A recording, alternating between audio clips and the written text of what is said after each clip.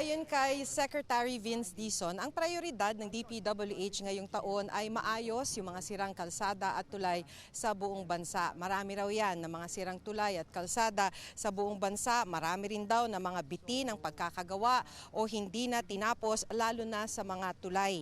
Nabulsa daw kasi yung pondo para sa pagsasaayos ng mga ito, kaya aayusin din daw maging ang mga sirang hanging bridge na sa maraming lugar ay tinatawid ng mga estudyante para makapasok sa eskwelahan. Prioridad ngayong taon ang rehabilitasyon ng Maharlika Highway na nagsisimula sa Apari hanggang sa Mindanao. Hindi na rin daw ito kasi na-rehabilitate sa loob ng 4 na dekada. Nasa 16 billion pesos daw ang maaaring gamiting pondo para dito. Magtutuloy din daw ang reblocking at asphalting ng EDSA na gagawin lamang sa gabi ng mga weekend para hindi makaabala masyado sa traffic.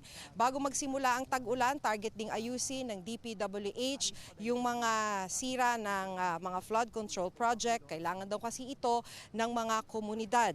Kasabay naman daw ng paghain ng mga kaso para mapanagot ang mga nangurakot sa DPWH. Kailangan din ng bagong sistema. Sa mga susunod na araw, mag-a-announce daw sila ng bagong proseso para hindi na magsingit sa budget ng DPWH ang mga proyektong hindi naman kailangan ng komunidad at hindi rin dumaan sa mga Regional Development Council. Wala na raw mga palakasan para makapagsingit ng pondo para sa infrastruktura. Nagsimula na rin yung rigodon o reshuffle sa DPWH. May mga sinibak at pinalitan ng mga regional director, assistant regional director, maging mga district engineer. Humaharap daw ang mga ito sa investigasyon pero hindi na nagbigay ng detalye si Dizon.